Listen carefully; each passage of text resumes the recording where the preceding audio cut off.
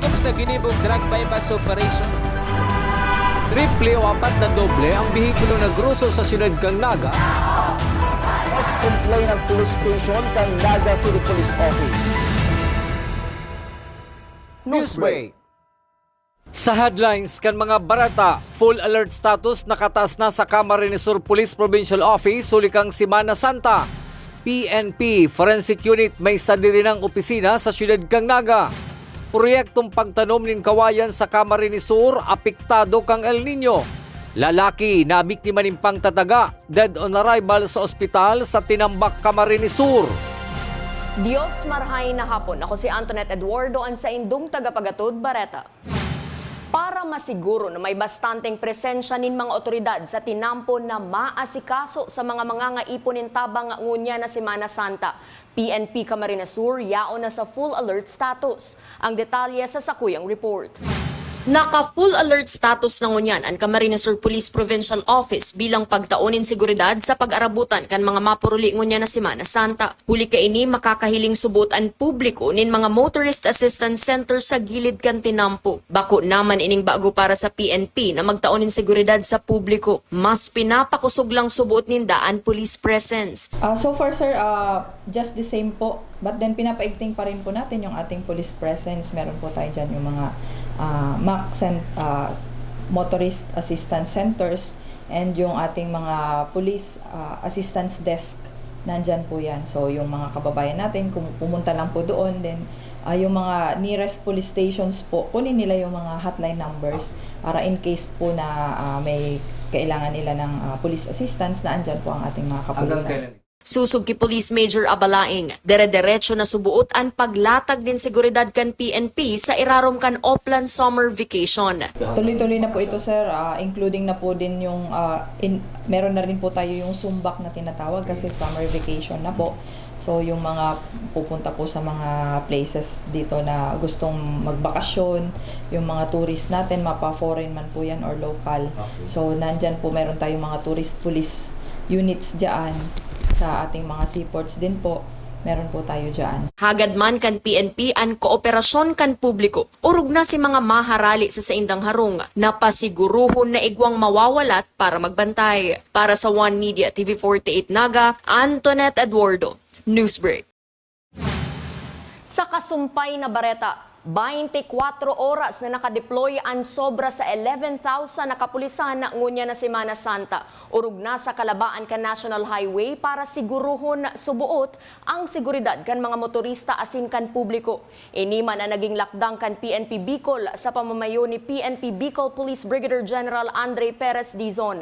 Ang nasabing opisyal ang bisita kan syudad ni Naga sa blessing asin inauguration kan opisina kan Naga City Forensic Unit. Ang 11,000 na personnel ka na bilog na Bicol, i-deploy ta po 24 oras ang Aldao, ating city dias ang Semana po ma'am.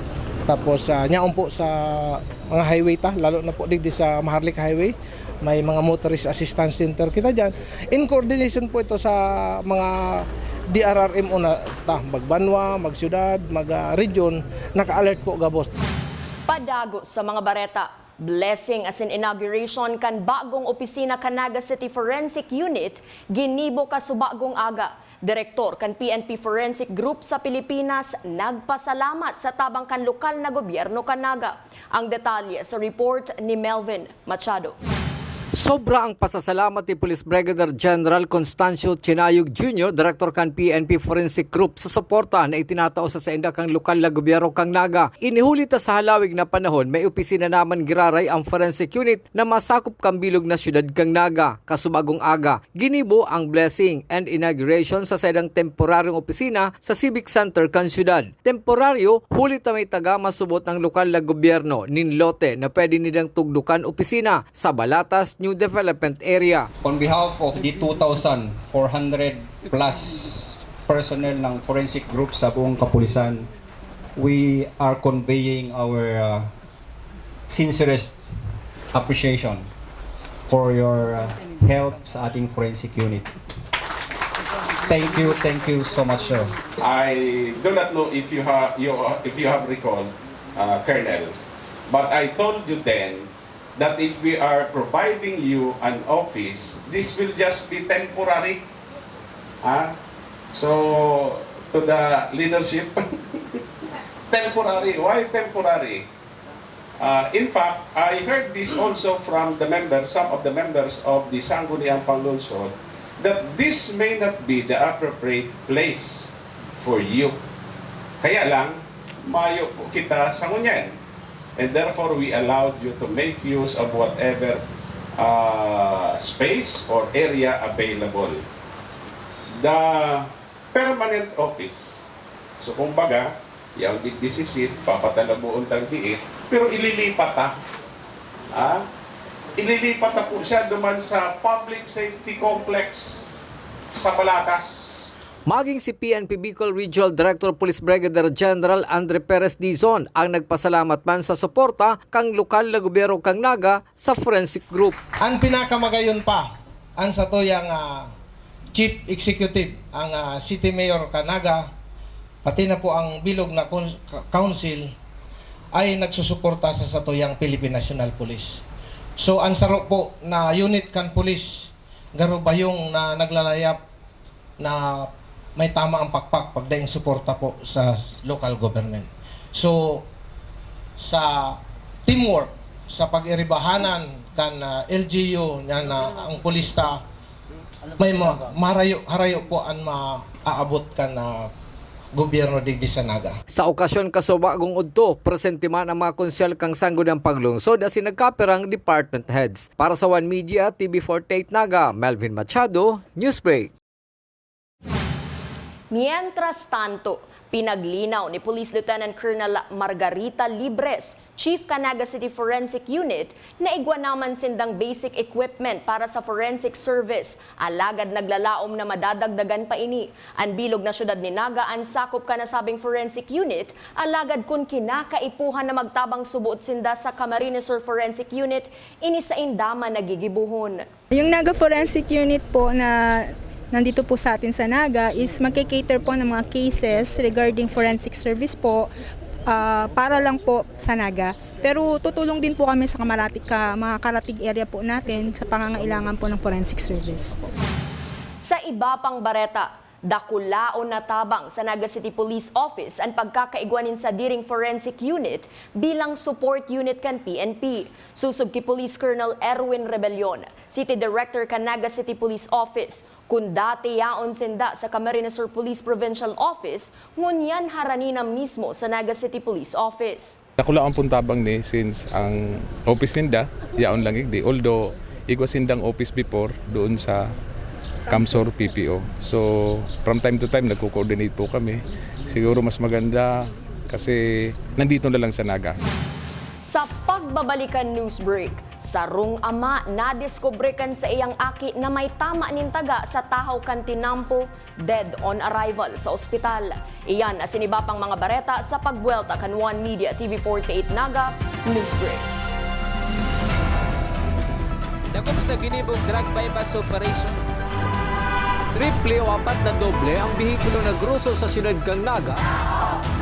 Mas complain ng police station kang Naga City Police Office.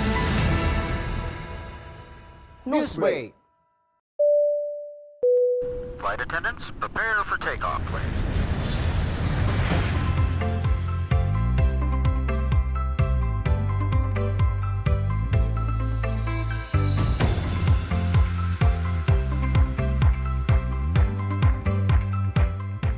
Slip life vest over your head.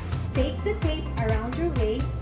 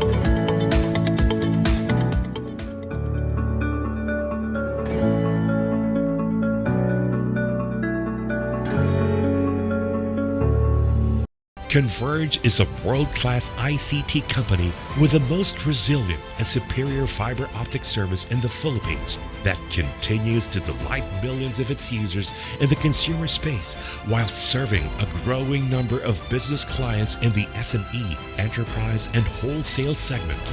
Converge Business. Strength. Resiliency. Results.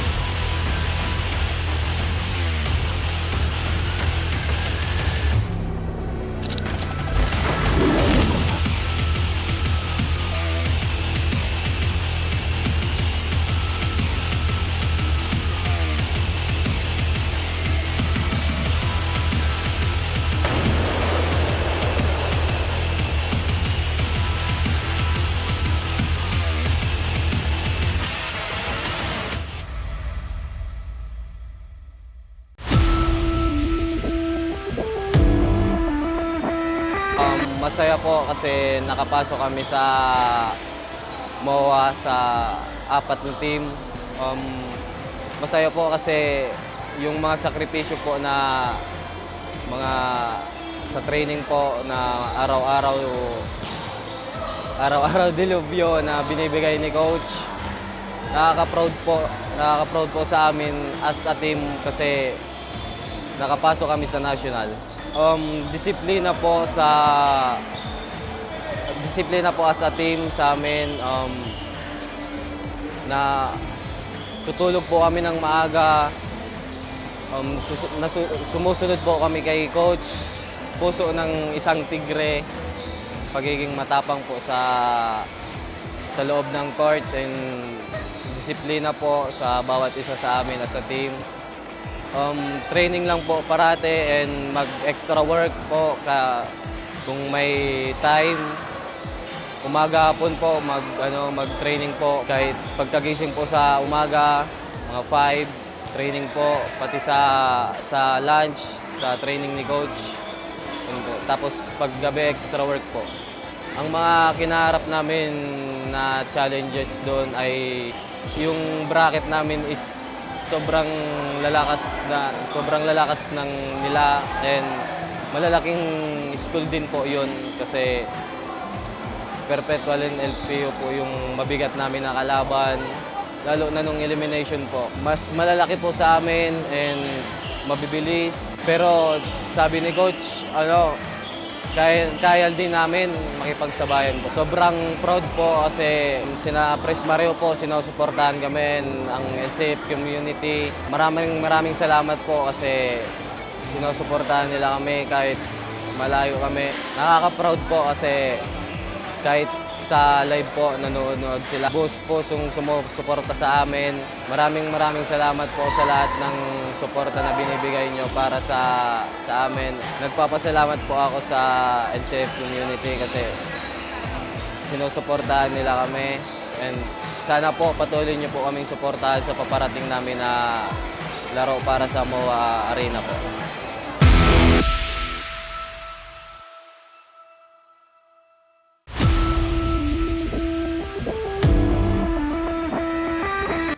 Ngayon po na nakapasok po kami sa National Finals, masaya po kasi yung pinagdaanan po namin sa Lucena, yung nakabracket po namin ay mabibigat na teams, at masaya po kasi nakamit po namin yung pangarap namin na makapag-compete pa sa mas matataas na level ng basketball.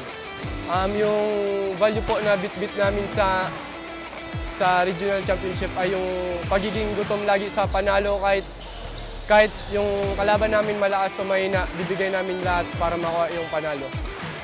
Ang gagawin kong paghahanda ngayong National NBTC ay yung mas ma-prepare pa yung aking mindset at katawan, at sa amin din sa team yung makapag-adjust sa mga lapses namin sa regional, may tama namin sa darating na National NBTC.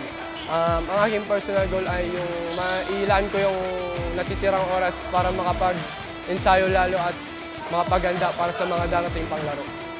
Yung mga challenges na kinarap namin ay para sa akin, araw-araw may matinding challenge kasi yung mga nakalaban namin ay mabibigat na teams at mas may experience pa sa amin. Sobrang nagpasalamat po kami sa support ng school kasi mas nabibigyan po kami ng lakas ng loob at kahit po nasa malayo kami, naramdaman po namin na marami pa rin sumusuporta sa amin. Yung message ko sa Tigers community ay maraming salamat kasi kahit wala kayo doon, ramdam pa rin namin yung lakas ng suporta nyo at sana patuloy nyo para kami suportahan sa mga darating namin na laro. Maraming salamat. Ang aking message para sa Tigers community ay maraming salamat kasi kahit nasa malayo kaming lugar, patuloy nyo kami sinusuportahan. Sana sa mga darating namin na laro, palagi nyo pa rin kami suportahan sa March 19 sa National Final. Sana suportahan nyo pa rin kami. Maraming salamat.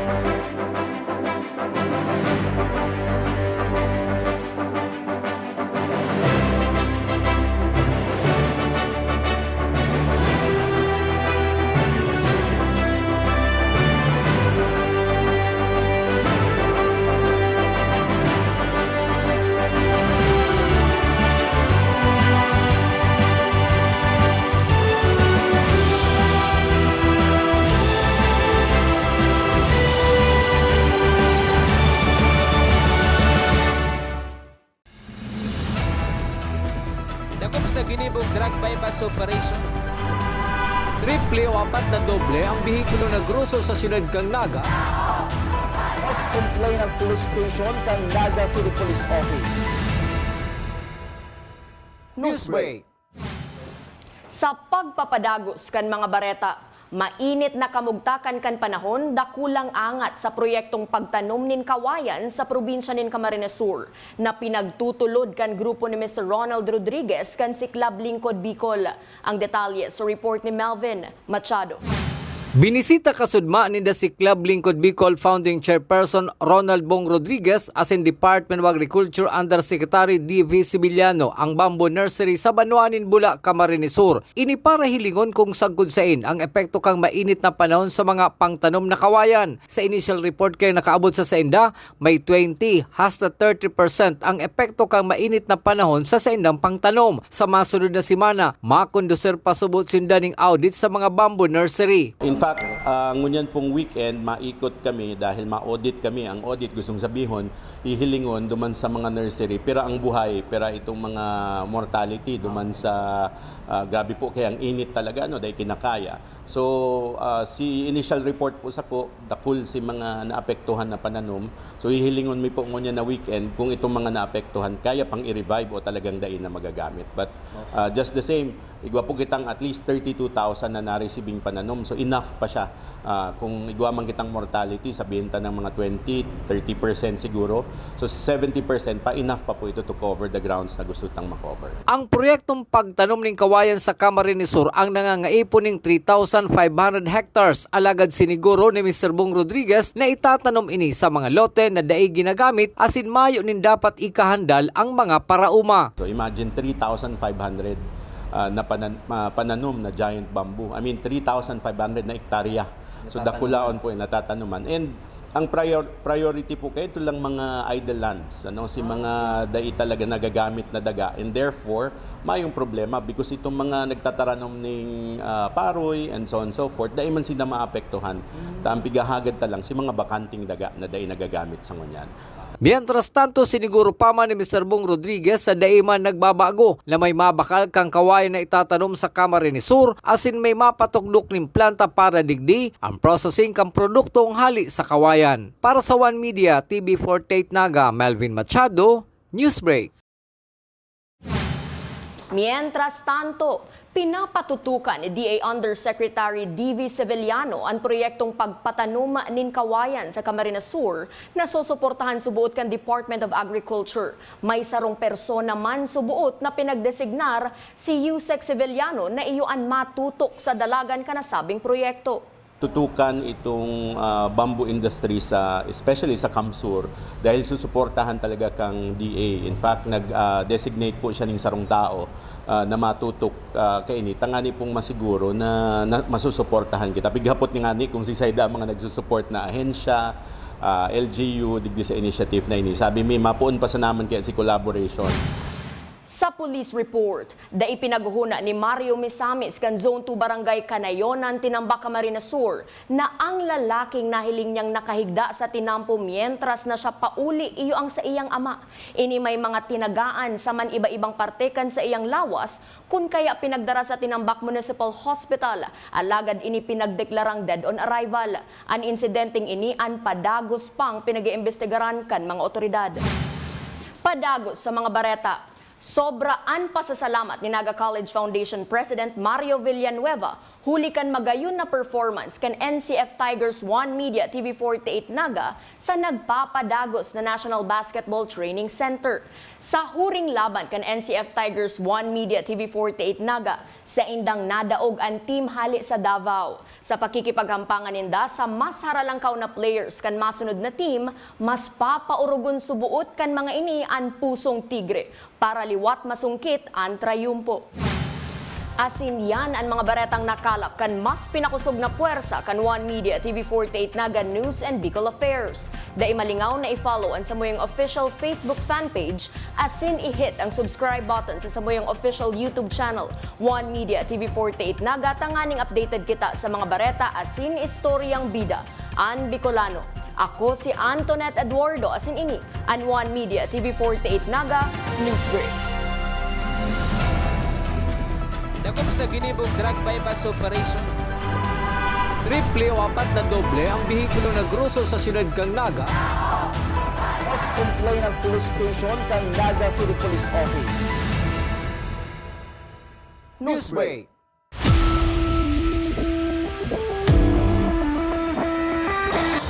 Nakakapa-overwhelm po sa sobrang saya kasi last year pa po kami nangarap and we fell short but we learned. So, in guidance of Lord, nabigay po namin ang best namin para makapasok po.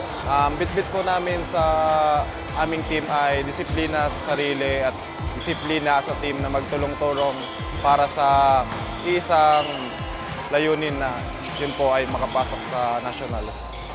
Araw-araw ensayo po and disiplina sa sarili na huwag magpapabaya at mas mag-improve pa. Ang personal goal ko po ay mas mag-improve pa para sa ganoon ay magampanan ko ang aking role sa team. Ang mga challenges ay gaya po nung one day po, 2 game po. So, napapatig, nagka-cramps. So, ang inisip lang po namin ay 1 game at a time lang po. Napakalaking tulong po sa amin dahil suporta ng school at lalong-lalo na po sa aming napaka-hands-on na si President Engineer Mario C. Villanueva and sa One Media TV48 po dahil nabigyan po kami ng chance para may showcase yung talent namin at makapaglaro sa nationals. Maraming salamat po sa walang sawang suporta and inaanyahan ko po kayong manood ng live sa Mawa Arena po. Maraming salamat po. God bless you all. We love you, Tigers.